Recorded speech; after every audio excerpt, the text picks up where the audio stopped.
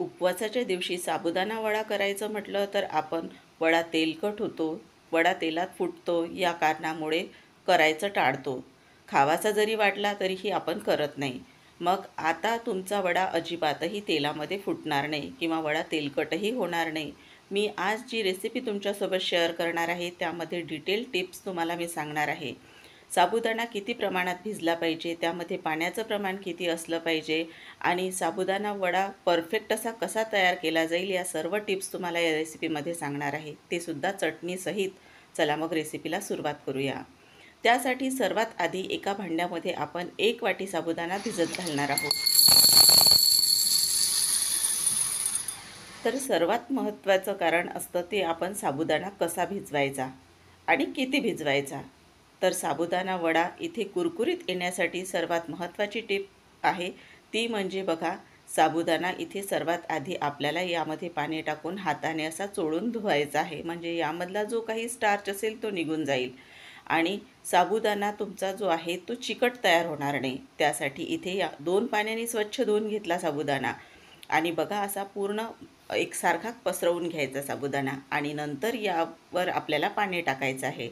तर पाणी किती टाकायचं आहे दुसरी महत्त्वाची टिप्स.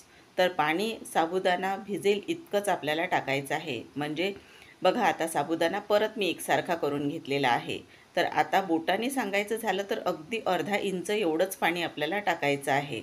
यापेक्षा जास्त टाकू नका पाणी, नाहीतर साबुदाणा प्रमाणापेक्षा जास्त भिजला जातो आणि वडे जे आहेत ते तेलामध्ये फुटतात. म्हणजे साबुदाणा जास्त जरी भिजला तरीही वडे तेलामध्ये फुटले जातात. तर आता बघा, साबुदाणा आपल्याला 3 तासच भिजवायचा आहे, जास्त प्रमाणापेक्षा साबुदाणा भिजवायचा सुद्धा नाही. तर आता यावर झाकण ठेवूयात आणि 3 तासानंतर आपण साबुदाणा कसा भिजला ते बघूयात. तर इथे बघा, आपण 3 तासानंतर हा साबुदाणा चेक करणार आहोत. तर 3 तास इथे झालेली आहेत आणि यावरचं झाकण काढून तुम्हाला साबुदाणा कसा भिजला गेलेला आहे ते दाखवते. तर बघा, इथे साबुदाणा फुलल्या गेलेला आहे, पण प्रमाणापेक्षा जास्त असा साबुदाणा भिजल्या गेलेला नाही. तर एकदा हा मोकळा करून दाखवते. तर बघा, हा साबुदाणा असा पूर्ण एक एक दाणा मोकळा व्हायला पाहिजे, म्हणजे यामध्ये चिकटपणा अजिबातही नाही. तर इथे आपला हा साबुदाणा बघा, सुरुवातीला आपण मोकळा करून घेणार आहोत आणि कसा भिजला हे सुद्धा दाखवते मी तुम्हाला. तर आता साबुदाणा जर जास्त भिजल्या गेला तरीही वडा तेलकट होतो. तर त्यासाठी बघा, असा हाताने दाबून दाखवते बोटाने तुम्हाला. तर बघा, दाणा भिजलेला आहे, पण असा दाबल्यानंतर तो दाबला जात नाही, म्हणजे त्याचा गिचका होत नाही असा. तर आता ही तीच वाटी आहे, त्या वाटीने आपण साबुदाणा मोजून घेतलेला होता, पण आता साबुदाणा बघा किती भरतो. तर मी यासाठी सांगत आहे तुम्हाला की प्रमाण व्यवस्थित घेतलं जातं. तर बघा, त्याच वाटीने तुम्हाला साबुदाणा मोजून दाखवते. 1 वाटी टाकलेला आहे, तो किती भरतो आता.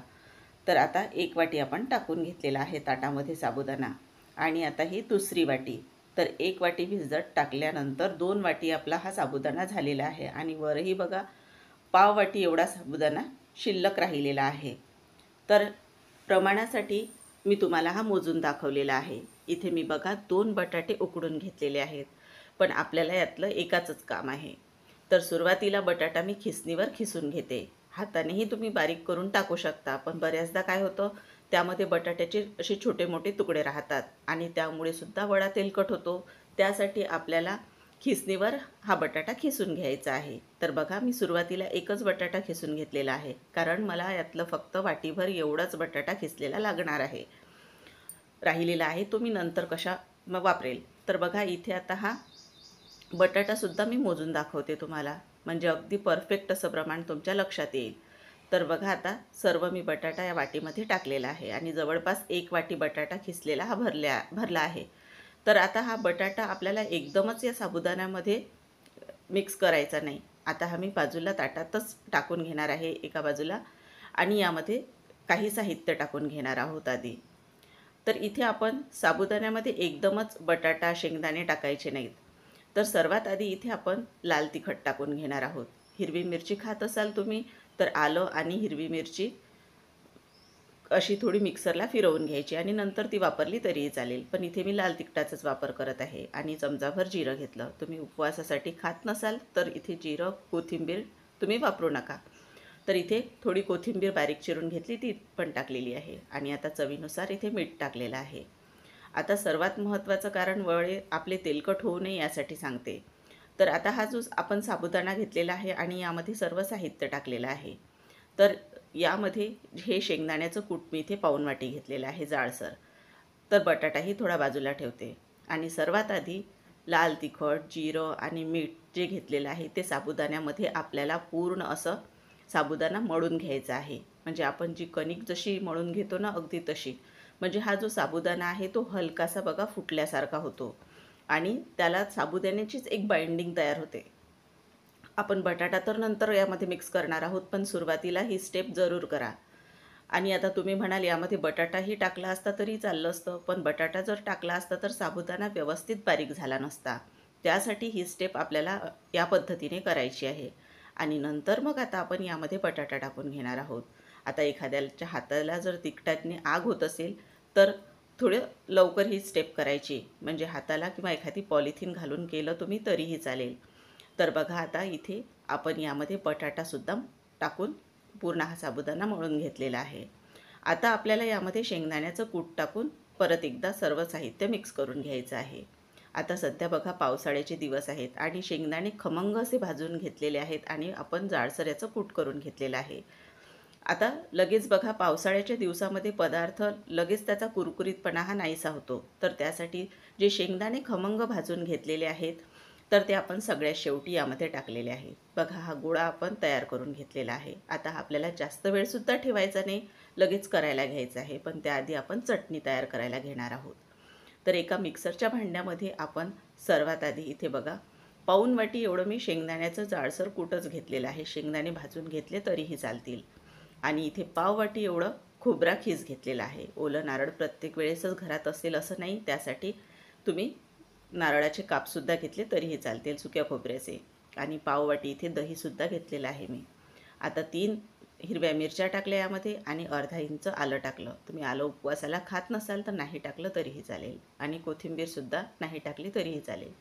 तर इथे थोडी कोथिंबीर टाकून घेतली मी. आणि यामध्ये आता मी अर्धा प्याला एवढं पाणी टाकणार आहे आणि हे बारीक करून घेणार आहे. तर इथे बघा मी गरजेनुसार यामध्ये पाणी टाकून घेतलेलं आहे आणि हे बारीक करून घेतलेलं आहे. तसं मी जवळपास अर्धा प्याला एवढं पाणी यामध्ये टाकलेलं आहे. तर आता आपली ही पूर्ण तयार झालेली चटणी यावर एका भांड्यामध्ये काढून घेणार आहोत. आता मिक्सरच्या भांड्यातही थोडं पाणी टाकून घेणार आहोत आपण आणि पूर्ण भांड्याची जी चटणी आहे तीसुद्धा काढून घेणार आहोत. आता या चटणीवर आपण तडका तयार करूयात. तर 3 चमचे तेल गरम केलं इथं शेंगदाण्याचं मी आणि त्यामध्ये 3 हिरव्या मिरचीचे असे काप करून घेतलेले आहेत. म्हणजे चटणीमध्ये खाताना ते छान लागतात तळलेली हिरवी मिरची. आणि अर्धा चमचा जिरं टाकलं. तशी आपण चटणीमध्ये सुद्धा हिरवी मिरची वापरलेली आहे, पण या पद्धतीने जरूर वापरून बघा. आणि हा तयार तडका आपण चटणीवर टाकलेला आहे. आता इथे आपण 1 चमचाभर साखर टाकणार आहोत, कारण आंबट गोड चवीची ही चटणी आपण तयार करणार आहोत. आणि इथे चवीनुसार मीठ टाकलेलं आहे. आता सर्व साहित्य पूर्ण आपल्याला मिक्स करून घ्यायचं आहे. उपवासाच्या दिवशी ही चटणी तुम्ही नक्की करून बघा. खिचडीसोबतही खायला खूप छान लागते. तर बघा ही चटणी आपली तयार झालेली आहे. आता आपण साबुदाणा वडा तयार करायला घेणार आहोत. तर आता इथे हाताला पाणी न लावता आपण थोडं तेल घेतलेलं आहे. तर इथे आपण तेलाचा वापर करणार आहोत. हलकेसे बोटं तेलामध्ये बुडवून घ्यायचे आणि हाताला तेल लावून घ्यायचं. बघा पाहिजे तेवढा गोळा आपल्याला काढून घ्यायचा आहे. आता गोळा करताना बघा असं आपण गोल करतो तेव्हा बघा या गोळ्याला असे क्रॅक जातात. तर त्यामुळे ही एक सोपी पद्धत सांगते. हातावर असा पूर्ण गोळा आपण लाडू वळतो त्या पद्धतीने वळून घ्यायचा आणि नंतर मग आपल्या हाताचं जे असा तळवा असतो त्यावर आपल्याला हा वडा थापून घ्यायचा आहे. बघा मी इथे थापतसुद्धा नाही, हलक्या हाताने आपण प्रेस केला तरीही हा व्यवस्थित असा वडा आकार घेतो आणि याच्या कडासुद्धा अजिबात चिरल्या गेलेल्या नाहीत. आपण जे साबुदाण्याचं तयार केलेला आहे तो मळून तर बघा किती व्यवस्थित असा हा आपला वडा तयार झालेला आहे. तर आता दुसराही तुम्हाला एक तयार करून दाखवते. परत परत आपण हाताला तेल लावलं नाही तरीही चालेल. तर बघा इथे परत एक दुसरा वडा करून दाखवते. तर पाहिजे तेवढा गोळा मी काढून घेतला आणि जास्त मोठासुद्धा वडा तयार करायचा नाही. तर बघा परत हा वडासुद्धा मी किती तुम्हाला सहज करून दाखवलेला आहे. आणि हे वडे छान फुललेसुद्धा जातात बरं का. आता बघा इथे माझे 13 वडे करून तयार झालेले आहेत. मी जे साहित्य तुम्हाला सांगितलेलं होतं त्यामध्ये एवढे वडे माझे तयार करून झालेले आहेत. आता हे वडे सर्व आपण तळून घेणार आहोत. तर त्यासाठी इथे मी कढईमध्ये तेल आधीच गरम होण्यासाठी ठेवलेलं होतं. तर इथे यामध्ये आपण एक एक वडा टाकूयात. तर इथे कढईमध्ये जेवढे वडे बसतील मी तेवढे यामध्ये टाकणार आहे. म्हणजे इथे माझे 4 वडे इथे आरामात या कढईमध्ये बसलेले आहेत. तर आता वडे तळत असताना गॅसची स्पीड आपल्याला सुरुवातीला मोठी ठेवायची आणि नंतर मग ही स्पीड लगेच आपल्याला मीडियम करायची. जोपर्यंत वडे स्वतःहून वर येत नाहीत तोपर्यंत आपल्याला हे वडे पलटवून घ्यायचे नाहीत. बघा इथे वडे वर आल्यानंतरच मी पलटवून घेत आहे आणि छान तांबूस रंगावर हे वडे आपल्याला तळून घ्यायचे आहेत. आलटून पालटून दोन्ही बाजूने खमंग वडे तळून घ्यायचे. गॅसची स्पीड जर वाढवली तुम्ही तर वडे आतून तसेच राहतील आणि बाहेरून त्यांना रंग येईल. तर असेही आपल्याला वडे तळायचे नाही आणि कमी स्पीडवर जर तळले तर वडे तेलकटच राहतील. तर यासाठी गॅसची स्पीडसुद्धा महत्त्वाची आहे. तर बघा आपले वडे तळून झालेले आहेत इथे. आता दुसरी बॅचसुद्धा आपण याच पद्धतीने तळून घेणार आहोत. इथे गॅसची स्पीडसुद्धा खूप महत्त्वाची आहे. त्यामुळे तुमचे वडे अजिबातही तेलकट होत नाहीत. आता दुसरी बॅचसुद्धा छान तांबूस रंगावर मी तळून घेणार आहे आणि वडे आतूनही खूप पोकळ असे तयार होतात. तर इथे वडे आपण पलटवून घेत आहोत. असेच वडे तळून घ्यायचे म्हणजे वडे अजिबातही तेलकट होत नाही आणि बघा एकही वडा तेलामध्ये फुटल्या गेलेला नाही.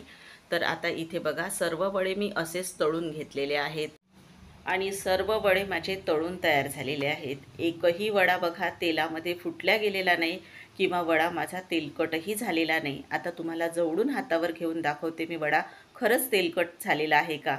तर बघा अजिबातही वडा तेलकट असा झालेला नाही आणि पोकळ असा तयार झालेला आहे. आता त्याचा आवाजसुद्धा तुम्हाला ऐकवते.